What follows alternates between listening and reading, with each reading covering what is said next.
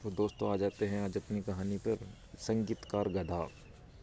एक समय की बात है, एक गधा था जिसकी मित्रता एक सियार के साथ थी। वह गधा एक धोबी का पालतू था और उसकी सेवा में लगा रहता था। रात को वह सियार के साथ भोजन की तलाश में खेतों में घूम रहा था। एक रात वे दोनों एक खेत में खड़े थे। तभी गधे ने कहा, कितनी अच्छी रात है, आज मेरा गाना गाने का मन कर रहा है। यह सुन सियार ने उसे सावधान किया, ऐसा मत करो मित्र, तुम्हारी आवाज़ से किसान जाग जाएगा और हम पकड़े जाएंगे।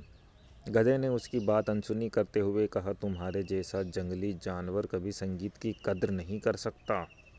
इससे पहले कि गधा गाना शुरू करता, सियार फौरन उस जगह से भाग गया। गधे की आवाज़ सुनकर किसान जाग गया और अपने डंडे से गधे की जमकर पिटाई की और उसके गले में एक बड़ा पत्थर बांध दिया। बाद में जब सियार गधे से मिला तो उसने उसका मजाक उड़ाते हुए कहा, लगता है किसान ने तुम्हें तुम्हारे गाने का अच्छा पुरस्कार दिया है। तो नैतिक शिक्षा मिलती है, कुछ भी करने से पहले अच्छी तरह सोच लो। दोस्तों कहानी बहुत अच्छी है और इससे सीखने की इससे हम ये भी सीख सकते हैं कि अगर गैम्बलिंग करते समय आपका मन भी बड़ी बड़ी बज्जी लगाने का करता है तो हम वही कर रहे हैं जो इस गधे ने किया। अगर आप 2-3 बज्जियाँ जीत जाते हैं और फिर जैसे मान लो कि हमने 500 की 2 बेट जीत ली और फिर हमारा मन करे यार आज तो अच्छी किस्मत है, एक ही 1000 रुपये लगा के अगली बज्जी और क्यों ना जीत ली जाए, तो फिर हम वही कर रहे हैं जो इस गधे ने किया। और फिर हो सकता है हमारे पास भी कोई दोस्त होंगे, वो बोल रहे होंगे, भाई बड़ी बेट मत लो नहीं तो अकाउंट ज़ीरो हो जाएगा, कसिनो वाले जाग जाएंगे कि तुम खेल रहे हो और तुम्हें वो हरा देंगे। तो ऐसे भी हो सकता है हमें भी कोई सलाह देता हो लेकिन हम उस टाइम पे मानते नहीं हैं, हमारा उस टाइम पे जोश बहुत ज़्यादा रहता है। तो इस तरह के हमें समझना चाहिए दोस्तों कि अगर आप जीत रहे हो तो शांति से चुपचाप धीरे धीरे लगाते रहो बज्जियाँ, खेलते रहो। जैसे ही बैट हारने लग जाओ और रुक जाओ, और रुकोगे नहीं तो कुछ होगा भी नहीं, क्योंकि पता भी नहीं चलेगा कि कब अमाउंट ज़ीरो हो जाता है। अगर आप खेलते होंगे तो आपको एक्सपीरियंस होगा कि आईडी में आप पता ही नहीं चलता कि कभी 2000 से 10,000 हो जाते हैं और 10,000 से ज़ीरो कब हो जाते हैं, रुका ही नहीं जाता। तो सबसे पहले खेलने से भी पहले जो चीज़ आपको आनी चाहिए दोस्तों वो है रुकना। तो वो धीरे धीरे प्रैक्टिस से आएगी, जैसे जैसे आप प्रैक्टिस करोगे रुकने की वैसे वैसे आप रुक जाओगे। तो आज दूसरा टॉपिक ले लेते हैं दोस्तों कि क्या है। तीसरा दिन। आज तीसरा दिन है। कमाई का कम से कम 10% अपने लिए बचा कर रखना है और सभी काम आसानी से और आराम से होते हैं।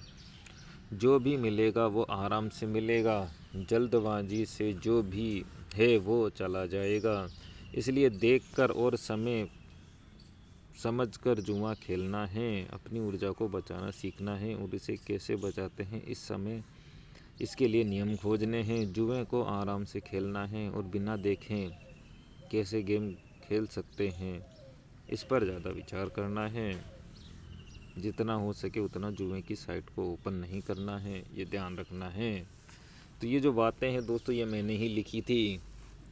जैसे जैसे दिन बीता था वैसे वैसे मैंने ये बातें जो मुझे सही लग रही थी वो मैंने लिखी है और इनको मैंने फिर लैपटॉप में वर्ड में टाइप किया है और फिर उसको पीडीएफ में बना के, ये पीडीएफ की फ़ाइल है। तो इसमें हम डेली एक दिन का जो भी अच्छी बात है वो हम सीखेंगे। तो आज तो यही है कि आराम से खेलना है, जल्दबाजी नहीं करनी है, क्योंकि जल्दबाजी हो क्यों रही है, पहली बात तो हमें ये समझनी चाहिए। जल्दबाजी इसलिए हो रही है दोस्तों क्योंकि गेम जल्दी चल रहे हैं, कसिनो में गेम जल्दी चलते हैं, इसलिए हमें जल्दबाजी रहती है और फिर हमें जल्दबाजी की आदत लग जाती है और फिर अपन सोचते हैं कि अपने अंदर जल्दबाजी थी। अपने अंदर जल्दबाजी नहीं थी, जल्दबाजी कसिनो ने ही हमारे अंदर पैदा करी है। क्योंकि गेम जल्दी चलते हैं तो फिर उस हिसाब से दिमाग को भी आपको जल्दी चलाना पड़ेगा और जल्दी जल्दी बेटें लगानी पड़ेगी और जल्दी जल्दी में पता ही नहीं चलता कि कब आप ज़ीरो हो जाओगे। और कभी ऐसी जल्दबाजी जो मैच खेलते हैं उनको नहीं होती, क्योंकि मैच बिल्कुल जब बॉलर बॉल डालेगा तभी स्टार्ट होगा। मैच कभी जल्दबाजी में नहीं होते हैं, जल्दबाजी में ओनली कसिनो होता है। तो और दूसरा है कि आपको अब जो भी आप इनकम करते हो उसका कम से कम 10% अपने लिए बचा के रखो। हो सकता है आपके लिए बाद में काम आएगा। कोई दूसरा बोलता है कि क्या बचाना, हो सकता है वो खुद तो कुछ भी नहीं बचा पाया तो आपको भी ऐसे ही बोलता हो कि क्या बचाना।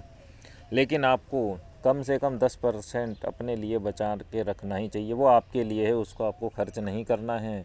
वो बाकी 90% से आप जो चाहो वो कर सकते हो, लेकिन कम से कम अपनी लाइफ के लिए आप इतना तो कर ही सकते हो कि 10% आप बचा के रखो। और ये अमाउंट धीरे धीरे बहुत बड़ा हो जाएगा जैसे जैसे आप 10% महीने का भी बचा के रख लोगे। और उसको आप कहीं भी खर्च नहीं करना है, कोई कितना ही लालच हो, कितना ही कुछ हो, क्योंकि जब आप 90% से कुछ नहीं कर पाए तो 10% से कैसे हो पाएगा। ये आपको सोच लेना है कि 10% तो मुझे मेरे लिए बचा के ही रखना है, मैं इसे खर्च नहीं कर सकता किसी भी हालत में, और आपको खर्च नहीं करना है। और डेली सेविंग का जो मैं करता हूँ उसका मैं आपको अगले महीने से जो भी सेविंग होगी वो लाइव प्रूफ आपको मैं स्क्रीनशॉट भेज दूँगा टेलीग्राम पे कि मैं कितनी सेव करता हूँ हर महीने का। तो आज के लिए इतना ही दोस्तों, मिलते हैं कल वीडियो में।